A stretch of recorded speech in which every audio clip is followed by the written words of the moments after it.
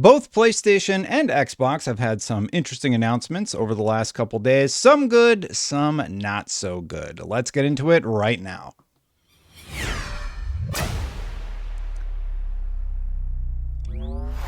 Let's start with what seems to be a positive news beat, starting with the fact that PlayStation is going to be at TGS for the first time in a while. I can't actually recall the last time they've been at Tokyo Game Show. You can see they are listed on the exhibitor list. This is the official TGS website.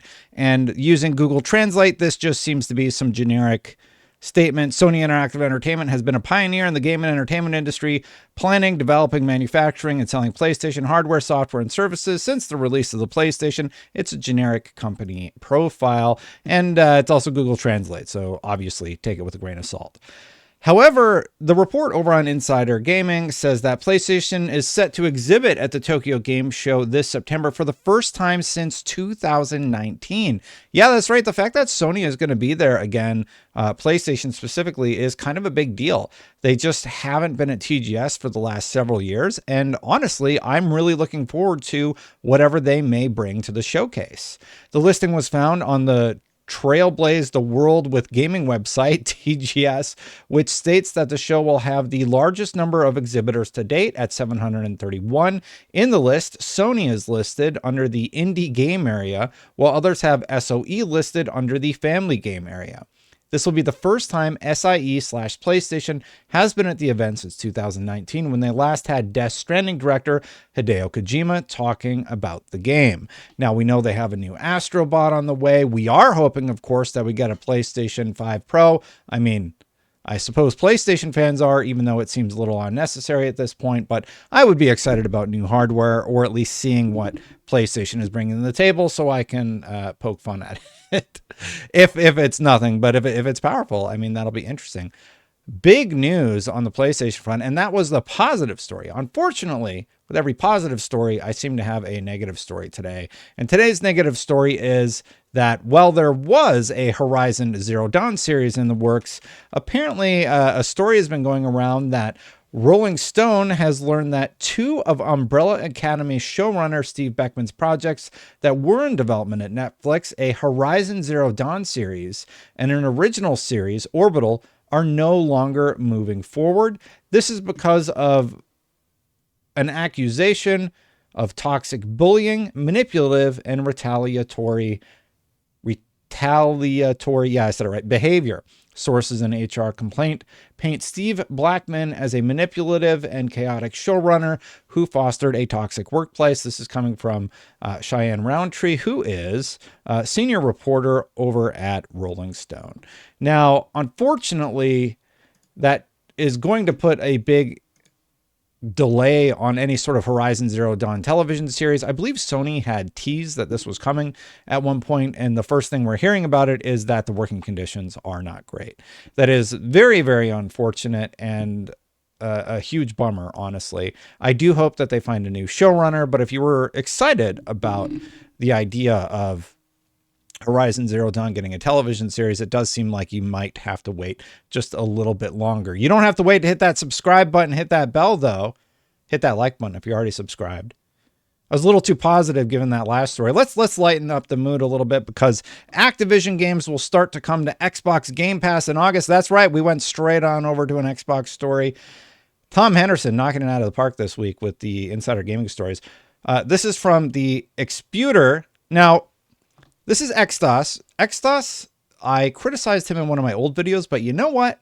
He has gotten the last few things right. And this time he is talking about Activision games finally coming to Game Pass. Several new reports have claimed that Activision games will start to come to Xbox Game Pass in August.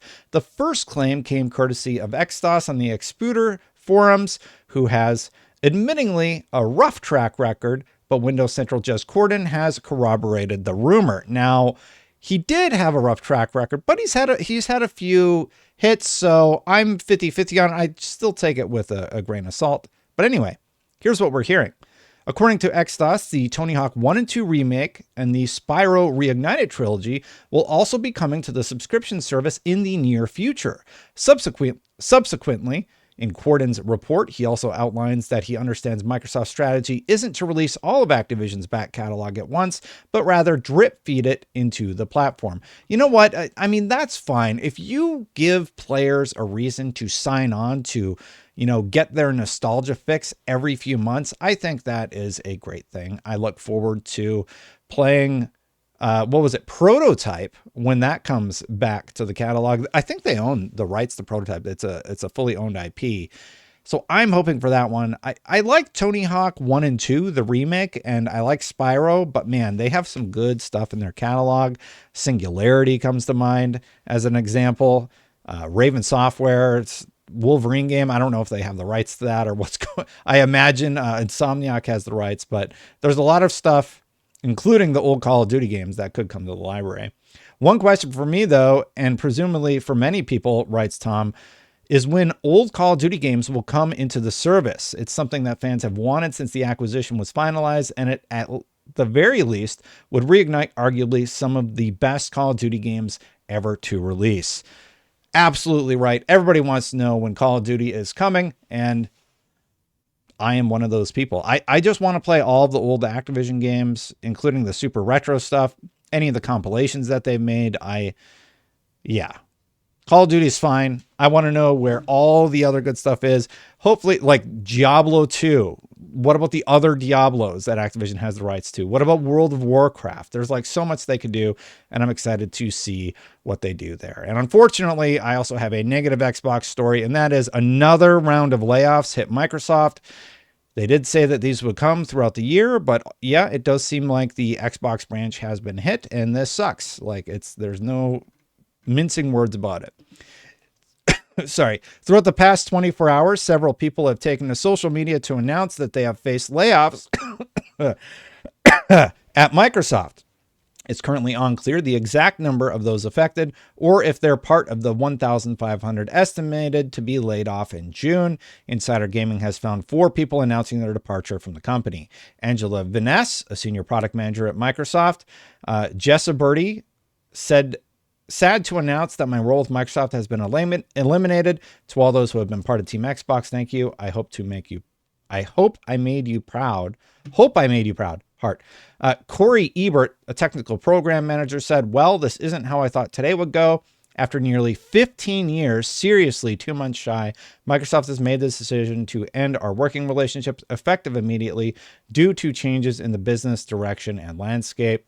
And one of the tweets Tom highlighted was the Jessa Birdie tweet. "More Xbox layoffs happening this week. Microsoft laid off Jessie while she was on vacation." That is, never a great time to lay somebody off. It just gives the rest of the world fear about taking vacation time, doesn't it?